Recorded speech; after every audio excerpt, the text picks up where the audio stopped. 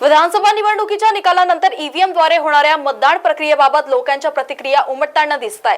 बऱ्याच लोकांमध्ये ईव्हीएम बाबत शंका व्यक्त होताना दिसते। महाराष्ट्रातील विविध मतदारसंघात अनेक ठिकाणी मतमोजणी व झालेले मतदान यामध्ये आढळलेली तफावत आणि त्यांनी काही ठिकाणी आकडेवारीमधील झालेले घोळ यामुळे आता अनेक ठिकाणी या ईव्हीएम मशीन विरोधात आवाज उठवताना दिसत आहे। खऱ्या अर्थाने विधानसभा निवडणुका पार पडल्या, त्याच्यामध्ये जे निकाल लागले ते सामान्य मतदारांना अजिबात न पटण्यासारखे आहेत।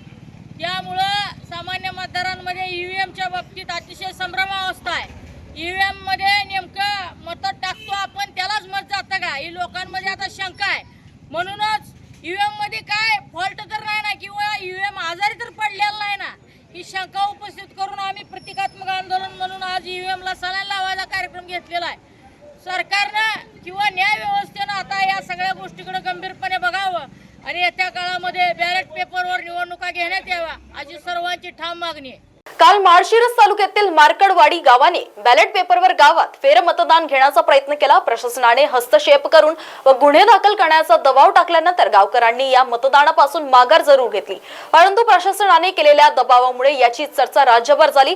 आता याचीच प्रतिक्रिया उमटत आहेत। याचाच भाग म्हणून आज पंढरपूर तालुक्यातील गादेगाव येथील काही गावकऱ्यांनी व मतदारांनी एकत्र येत डमी ईव्हीएम मशीनला सलाइन लावत एका प्रकारे प्रतिकात्मक आंदोलन केले।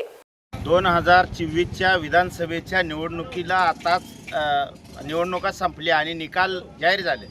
त्या निकालामध्ये खऱ्या अर्थानं महाराष्ट्रामध्ये एक लोकशाही खऱ्या अर्थानं राहिलीच नाही, अशा पद्धतीचं सर्वसामान्यामध्ये वातावरण तयार झालेलं आहे। म्हणजे ईव्हीएम एवढा मोठा घोटाळा झालेला आहे की विरोधी पक्षनेत्याला विरोधी पक्षनेता होण्यापर्यंत सुद्धा आमदार निवडून आले नाहीत। एवढा मोठा प्रचंड हा खऱ्या अर्थाने यांनी ईव्हीएम घोटाळा केलेला आहे। त्याच्या विरोधामध्ये आज गादेगावमध्ये या सरकारचा आणि याचा निषेध करून या ईव्हीएम आजारी पडलेला आहे। याला आम्ही इथं सगळ्यांनी मिळून सलाइन लावली।